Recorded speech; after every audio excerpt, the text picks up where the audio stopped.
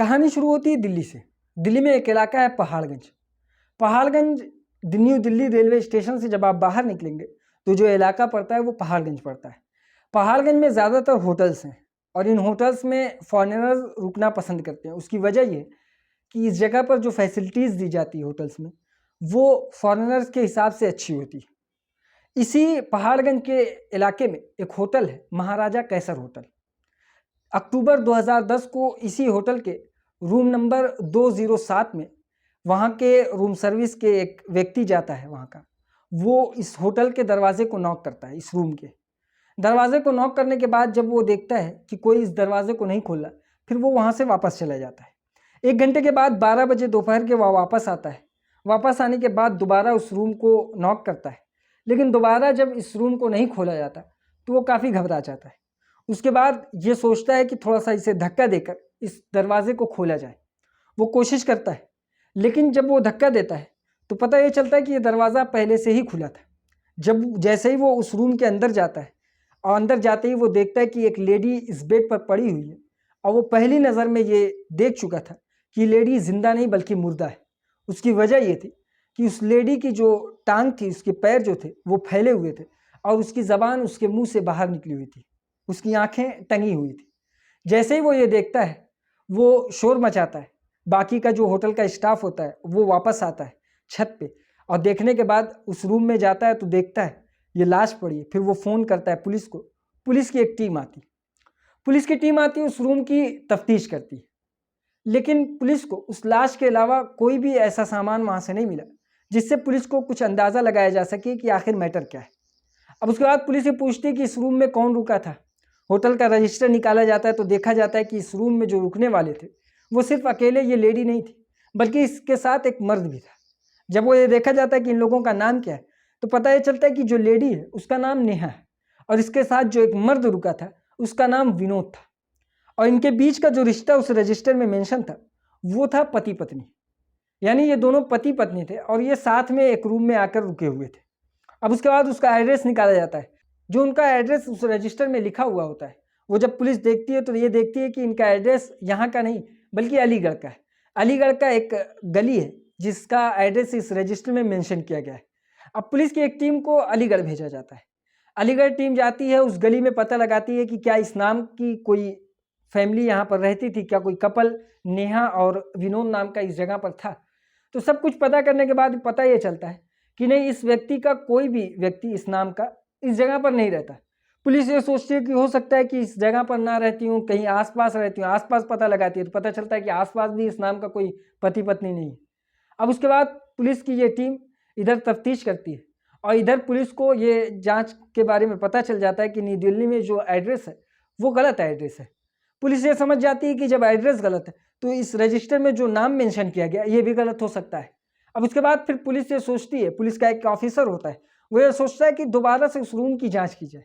वो फिर महाराजा कैसर होटल में आता है, रूम नंबर 207 में आता है और उसके बाद फिर उस रूम की पूरी अच्छी तरीके से तफ्तीश करता है। तो वो ये देखता है कि वहाँ के एक डेस्क पे एक कचौड़ी और उसके साथ एक पेपर लगा हुआ है। जब वो ये देखता है तो फिर वो उस कचौड़ी के पास जाता है तो देखता है इसमें से कुछ कचौड़ी खाई गई है और कुछ कचौड़ी उसमें पेपर में साथ छोड़ी हुई है। जैसे ही वो पेपर उठाता है तो वो ये देखता है कि ये पेपर ना तो अखबार है ना तो कोई सादा पेपर, बल्कि ये एक पेट्रोल पंप की स्लिप है। और पेट्रोल पंप की स्लिप भी ऐसी कि वो ब्लैंक स्लिप है, ना तो इसमें लीटर भरा हुआ है, ना तो अमाउंट है, ना तो कोई सिग्नेचर है। पुलिस ये सोचती है कि ये स्लिप कहाँ से आती है। ऐसा कैसे कि अगर कोई स्लिप लिया है तो उसमें कुछ मेंशन भी नहीं है, लीटर और पेट्रोल का दाम ये सब कुछ ब्लैंक है।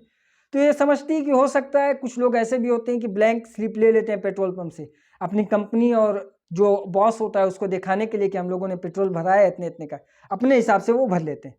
पुलिस ये सोचती है कि अब ये स्लिप कहाँ की है, तो जब उस पर देखती है नाम तो पता ये चलता है कि शहीद विजेंद्र सिंह फिलिंग स्टेशन नाम से ये पेट्रोल पंप है और इसका पता जो होता है वो हरियाणा के रेवाड़ी इलाके का है। अब उसके बाद पुलिस की एक टीम जाती है हरियाणा के रेवाड़ी में और वहाँ पर पूछताछ करती है, क्योंकि एक छोटी सी जगह है तो पेट्रोल पंप का पता आसानी से मिल जाता है। अब ये स्लिप लेकर पुलिस का वो ऑफिसर उस पेट्रोल पंप के मालिक के पास जाता है, पूछता है दिखाकर स्लिप। तो जैसे ही ये स्लिप उस पेट्रोल पंप के मालिक ने देखा वो फ़ौरन कहता है कि हाँ, ये एड्रेस और ये नाम तो हमारे ही पेट्रोल पंप का है, लेकिन ये जो स्लिप है, ये स्लिप अभी तक हमने यूज़ नहीं किया है। यानी अभी हमारे पास जो स्लिप है उसका सीरियल नंबर और ये जो सीरियल नंबर है ये दोनों मैच नहीं करते। यानी हमारे पास अभी लगभग 15 से 1 महीने की स्लिप बची हुई है। ये ख़त्म होने के बाद हम इस स्लिप का इस्तेमाल करेंगे और ये स्लिप अभी तक छप के हमारे पास वापस भी नहीं आई है। यानी छपने के लिए तो ये प्रिंटिंग प्रेस में दी गई है, लेकिन अभी हमारे पास नहीं आई है। अब पुलिस ये शॉक्ड होती है कि आखिर जब ये छपी नहीं अभी तक तो यहाँ कैसे आई। पुलिस से वो पेट्रोल पंप वाला पूछता है कि आखिर आपके पास ये स्लिप कहाँ से पहुँची, तो वो कहता है कि ये तो आप बताएंगे कि स्लिप हमारे पास कैसे पहुँची। अब उसके बाद फिर ये बताता है कि अच्छा उस प्रिंटिंग प्रेस का एड्रेस बताओ। तो पता ये चलता है कि उसी रेवाड़ी के इलाके में एक प्रिंटिंग प्रेस है जिसका नाम उषा प्रिंटिंग प्रेस है और इन लोगों ने अपनी स्लिप को छपने के लिए उसी उषा प्रिंटिंग प्रेस में दिया था। अब उसके बाद पुलिस जाती है उस उषा प्रिंटिंग प्रेस में, वहाँ जाती है प्रिंटिंग प्रेस के मालिक से जब इस रसीद को दिखा के पूछताछ करती है तो वो भी शॉक्ड होता है। वो कहता है कि हाँ ये स्लिप तो अभी हमारे यहाँ छपने आई है, लेकिन ये आप लोगों के पास कैसे पहुँच गई ये मैं नहीं जानता। अब उसके बाद पुलिस उससे पूछताछ करती है कि ये आपके सिवा कौन जानता होगा, तो वो बताता है कि हो सकता है कि स्टाफ में से किसी के ज़रिए ये वहाँ पहुँच गई हो और ये पहुँची भी तो दिल्ली। अब उसके बाद ये होता है कि स्टाफ की लिस्ट दो, तो स्टाफ की जब लिस्ट वो देता है तो चेक करते हैं तो सारे स्टाफ वहाँ पर मौजूद होते हैं और कोई भी ये नहीं कहता कि वो दिल्ली गया था। अब उसके बाद मालिक से पूछा जाता है, वो भी कहता है कि नहीं इसमें से कोई भी एब्सेंट नहीं था, ये तो लगातार इतने दिनों से यहाँ पे काम कर रहे हैं। अब उसके बाद ये होता है कि अच्छा कोई ऐसा वर्कर जो कि कुछ दिनों की छुट्टी पर हो या कुछ दिन पहले यहाँ था अब छोड़ चुका हो, तो वो प्रिंटिंग प्रेस का मालिक बताता है कि हाँ एक वर्कर था जिसका नाम प्रमोद है। प्रमोद अपनी बहन की शादी के लिए 3 दिन की छुट्टी लिया है और वो यहाँ से एटा गया है, एटा उसका घर है। अब पुलिस को जैसे ये पता चल जाता है तो पुलिस ये समझ गई थी कि ये कोई और नहीं बल्कि इसी प्रमोद का काम हो सकता है। पुलिस उस एटा जाने से पहले वो ये सोचती है कि ये प्रमोद जहाँ पर रहता था जिस रूम में रेवाड़ी में, उस रूम की तलाशी ली जाए। तो उस प्रिंटिंग प्रेस के मालिक से पूछा जाता है कि इसका रूम कहाँ पर था, तो वो बताता है कि इसी प्रिंटिंग प्रेस से कुछ दूरी पे फलां गली में एक रूम है जहाँ पर वो किराए पे लेकर रहता था। अब पुलिस जाती है उस रूम में जाने के बाद वहाँ पर जब तफ्तीश करती है तो उसे कुछ भी ऐसा नहीं मिला जिससे ये अंदाज़ा लगाया जा सके कि प्रमोद का हाथ इसमें है।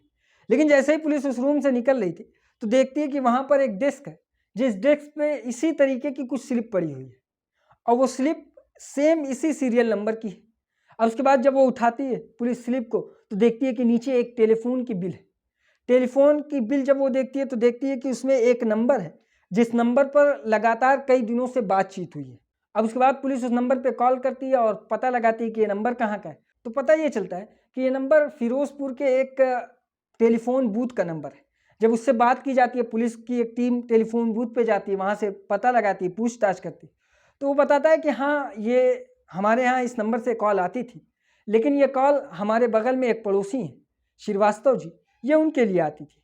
अब पुलिस उनका पता पूछती है, उनके रूम में जाती है, उनके घर में, तो वहाँ श्रीवास्तव जी से जब पूछा जाता है तो श्रीवास्तव जी कहते हैं कि इस कॉल के बारे में उन्हें ज़्यादा जानकारी नहीं है, हो सकता है ये उनकी पत्नी बात करती है। फिर उस टेलीफोन बूथ वाले को बुलाया जाता है उस घर में, उससे पूछताछ की जाती है कि यहाँ पर कौन बात करने आता था, तो पता ये चलता है कि हाँ ये नहीं आते थे बल्कि इनकी पत्नी आती थी। अब पत्नी का नाम पूछा जाता है तो पता चलता है पत्नी का नाम रेशमा है। तो पूछते हैं कि कहाँ है ये रेशमा, तो पता ये चलता है कि श्रीवास्तव जी ये कहते हैं कि रेशमा इस घर को छोड़कर जा चुकी है। पुलिस जैसे ही ये सुनती है पुलिस का शक तुरंत श्रीवास्तव जी पे जाने लगता है। उसकी वजह ये होती है कि कुछ दिन पहले एक लाश मिलती है, वो लाश भी एक महिला की है और उसके साथ एक पुरुष भी था और वो गायब है। हो सकता है यही श्रीवास्तव जी उसे लेकर गए हों, मार दिए हों और उसके बाद फिर यहाँ पे कह रहे हैं कि वो इस घर को छोड़कर चली गई है। अब उसके बाद जब पुलिस सख्ती से पूछताछ करती है तो श्रीवास्तव जी स्टोरी बताते हैं और वो स्टोरी होती है कि वो बताते हैं कि मैंने अपने घर के नीचे वाले हिस्से में एक किराएदार को रखा था। उस किराएदार ने जब मैं ऑफिस चला जाता तो वो मेरी बीवी के ऊपर डोरा डालता और इस तरीके से इन दोनों के बीच रिलेशन बनने लगे थे। ये दोनों एक दूसरे के काफ़ी करीब आने लगे थे। एक दिन जब मैं अपने काम से वापस आया तो इन्हें एक ऐसी अवस्था में देख लिया जिस अवस्था में देखने के बाद मेरा उसके साथ रहना संभव नहीं था। इसलिए हमारे बीच काफ़ी लड़ाई हुई, मैंने उसे मारा भी और उसके बाद उस किराएदार को भी मारा और उसे यहाँ से भगा दिया। अब उसके बाद पुलिस को अभी भी ये शक हो रहा था कि श्रीवास्तव जी हो सकता है कि कुछ इसमें झूठ भी बोल रहे हैं। लेकिन जैसे ही श्रीवास्तव जी उस किराएदार का नाम लेते हैं फौरन पुलिस ये समझ जाती है कि श्रीवास्तव जी झूठ नहीं बल्कि सच बोल रहे हैं और हो सकता है कि ये व्यक्ति इस कत्ल में शामिल हो। और वो नाम था उसी प्रमोद का जो उस प्रिंटिंग प्रेस में काम करता था। अब उसके बाद पुलिस वहाँ से निकलती है, उस प्रिंटिंग प्रेस में काम करने वाले विनोद को पता लगाने के लिए काफ़ी खोजबीन होती है। इस बीच पुलिस को सारी स्टोरी पता चल चुकी थी और वो स्टोरी ये थी कि प्रमोद और इसकी बीवी रेशमा, इन दोनों के बीच जब रिलेशन बनने लगे थे तो इनके बीच झगड़ा होता और रेशमा अपने पति से लड़के, श्रीवास्तव जी से लड़के वो घर छोड़कर वापस से चली आती है रेवाड़ी में, जहाँ पर प्रमोद अपने प्रिंटिंग प्रेस में काम करता था। जिस रूम में वो रहता था उसी रूम में रहने के लिए ये आ जाती है रेशमा इसके साथ रहने के लिए। काफ़ी दिनों तक ये साथ में रहते हैं एज ए पति पत्नी, लेकिन शादी इनकी नहीं होती। इस तरीके से रहते हैं कि ये दोनों शादीशुदा हैं। अब धीरे धीरे वक्त गुजरता है, इनके बीच एक दूसरे के लिए नफरत पैदा होने लगती है। उसकी वजह ये होती है कि रेशमा का खर्चा ज़्यादा था जबकि प्रमोद की इनकम कम थी। वो अपने घर भी पैसा भेजता और रेशमा का खर्चा उठा भी नहीं पाता था। जबकि श्रीवास्तव जी एक अच्छे खासे पैसे वाले थे, वो रेशमा का खर्चा उठा लेते थे, तो उसके साथ वो रहती थी, लेकिन धोखा उनको देकर वो प्रमोद के साथ चली आती है। अब इनके बीच लड़ाई होती है, लेकिन ये लड़ाई रह रह के रुक जाती थी। लेकिन प्रमोद ने अंदर अंदर एक प्लान बना लिया था, अब वो इसके साथ नहीं रहना चाहता। धीरे धीरे वो प्लान बनाता है और एक दिन वो रेशमा से कहता है कि चलो हम लोग दिल्ली घूम कर आया जाए। अब उसके बाद वो बहाने से, दिल्ली घुमाने के बहाने वो रेशमा को दिल्ली लेकर जाता है और उसके बाद फिर वही होटल महाराजा कैसर में रुकता है और वहाँ पर रजिस्टर में अपना नाम विनोद बताता है और इस लड़की रेशमा का नाम नेहा बताता है और पता भी फर्जी अलीगढ़ का बताता है और वो वहाँ पर रुक जाता है रूम में। रात में जब रेशमा सो जाती है तो ये तकिए से रेशमा का गला दबाता है, उसका मुंह ढांकता है और उसके बाद उसको मौत के घाट उतार देता है। फिर सुबह जैसे ही होती है ये रूम से सिर्फ उस दरवाजे को टेक लगाकर बाहर निकलता है और मैनेजर से कहता है कि वॉकिंग के लिए जा रहा है और फिर वो वहाँ से फरार हो जाता है। फिर पुलिस आती है, जब पुलिस उसको पकड़ती है तो फिर वही उस तरीके से फिर एक पेपर मिलता है जिस पेपर के ज़रिए उस पेट्रोल पंप तक पहुँचती है पुलिस। पेट्रोल पंप के ज़रिए फिर उस प्रिंटिंग प्रेस में पहुँचती है, वहाँ से फिर श्रीवास्तव जी के यहाँ पहुँचती है टेलीफोन नंबर के ज़रिए।